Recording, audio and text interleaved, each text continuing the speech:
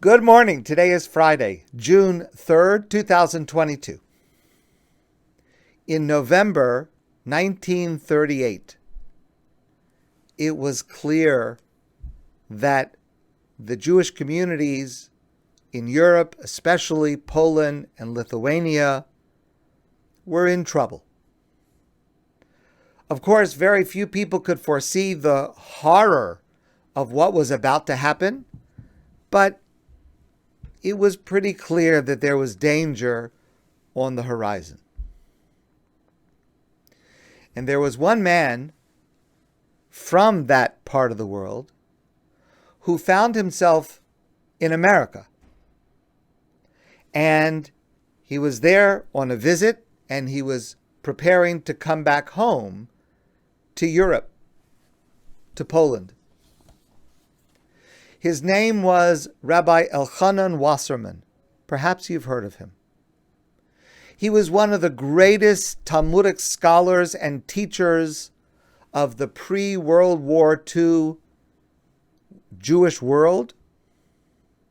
He wrote works on commentary to the Talmud that are studied all over the world to this day. My own copy of his works is worn and with notes in the margin, and he is a person that people today study intently. Among his many accomplishments, though, the highest accomplishment in Revolcanons' life was the yeshiva that he created, known by the name of the town in which it was located, Baranovich. And it was a yeshiva for young teenage students before they went on to more advanced Torah learning. And he was traveling to America to raise funds to support his yeshiva. But while he was there in 1938, it was clear that for Revolcanon to return would be to risk his life. And so people in New York especially pleaded with him, stay here, don't go back. The world needs you alive. The Torah world needs your teaching. If you go back, God forbid, who knows what will happen to you there. Please stay here until it's safe. And Revolcanon refused. He clearly understood the danger, but he said, I belong with my students. I belong in my yeshiva in Baranovich. And he said to those who tried to urge him to stay in America, he said, but my students in Europe, I am their father, and they are my children. A father does not abandon his children.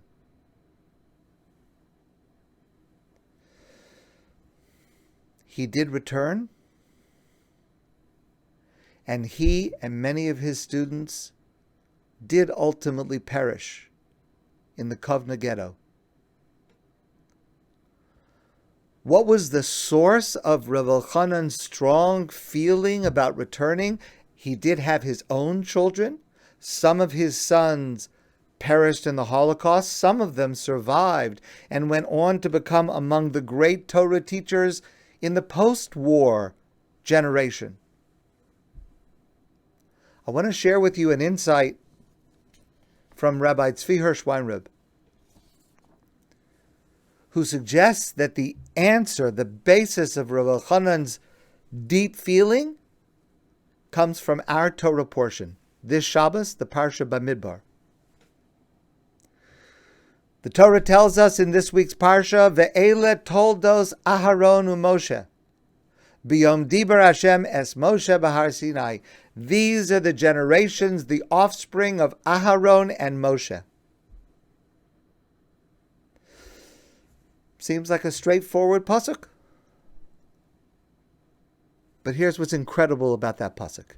And Rashi points this out. Because the Torah says, Ele told us Aaron and Moshe. We would expect to find listed the names of the children of Aharon and Moshe. That's what the pasuk says. That's what the pasuk announces it's going to tell us. And yet, what the Torah actually does is list the names of the children of Aharon. Look in the whole Torah portion, you will not find anywhere the names of Moshe's own children, only the names of Aaron. So if the Torah wants to tell us the names of Aharon's children, why does it begin by saying the words, Ele told us Aaron v'Moshe? Listen carefully to the words of Rashi. Ve'ena mazkir el b'nei Aaron. After the Torah sets up this expectation that it's going to tell us the offspring, the children of Aharon and Moshe, it only mentions the sons of Aaron.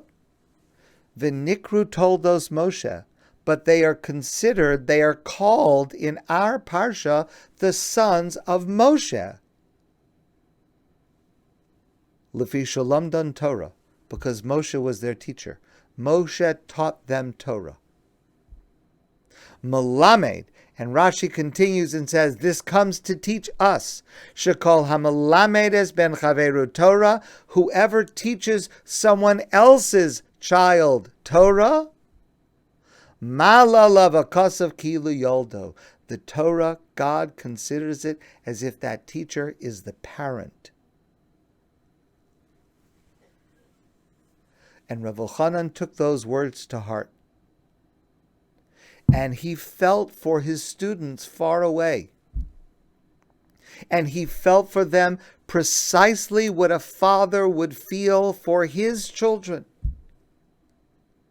And it was inconceivable to him that he should remain in safety while his own children were in danger. And so he returned to Europe, he returned to Baranovich, and he was murdered, along with some of his students, by the Nazis in the Kovna ghetto. That story is well known. Perhaps you've heard that story. I heard that story for the first time probably about 50 years ago. It's a well-known story. But Rabbi Tzvi Hersh Weinreb adds a footnote that is just incredible. Because Rabbi Tzvi Hersh Weinreb heard from one of his students, one of those students who was back in Baranovich. At that time, he was a teenager. And this is one of the students who survived the war. And later, years later, Rav Tzvi Hersh Weinreb knew this person. His name was Rav Shmuel David Warshavik. I'm sorry, I think I mispronounced that. Rav Shmuel David Warshavshik. I apologize. Warshavshik, of blessed memory. So he was one of the boys. Now listen to this. The rest of the story is that this Warshavshik he said that we, the teenage boys who were stuck in Baranovich, we knew Revolcanons would return. We knew our Rebbe, our teacher, would return to us. Even though he was in America, even though he was safe, even though he could have saved his life, even though he knew he would know coming back to us would endanger his own life, we teenage boys who were stuck there in Baranovich knew that he will return. We were absolutely certain that he would not abandon us and that he would risk his life to rejoin us. We knew he considered himself a father, and we felt that way to him. We were his children. Now, of course, to be a teacher, you have to know and be able to communicate the material that you're teaching, obviously. A good teacher will also transmit something of the enthusiasm and the appreciation for the material that is being taught. But to be a great teacher, there's a secret to being a great teacher.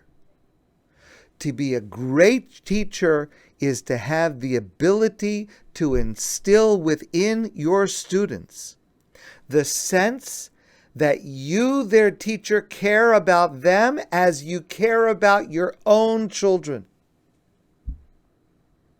Students who are confident in their teacher's concern for their well-being are then capable of learning the deepest lessons from those teachers. That's what it means to be a great teacher.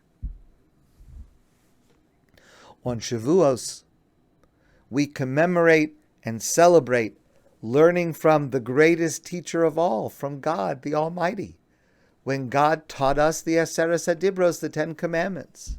There's no greater teacher than that.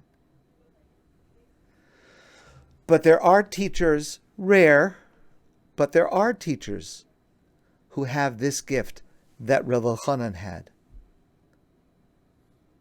to be able to understand and appreciate, to relate to your students as if they are your children, and to have your students understand and recognize your care and concern for them as if they are your children.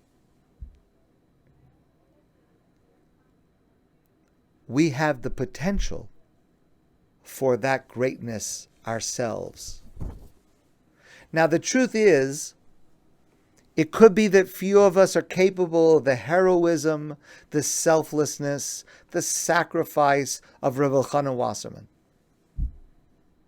But every single one of us is capable of once in a while going over to a young person and to give that person, him or her, some words of encouragement that you would offer to someone you really care about. Because here's the truth. You never know what a word, a positive word, an encouraging word, a helpful word, you never know how much that will accomplish. It could very well come at just the moment that that person needs to hear it. It could have an impact that you would never imagine, and you may never know about it.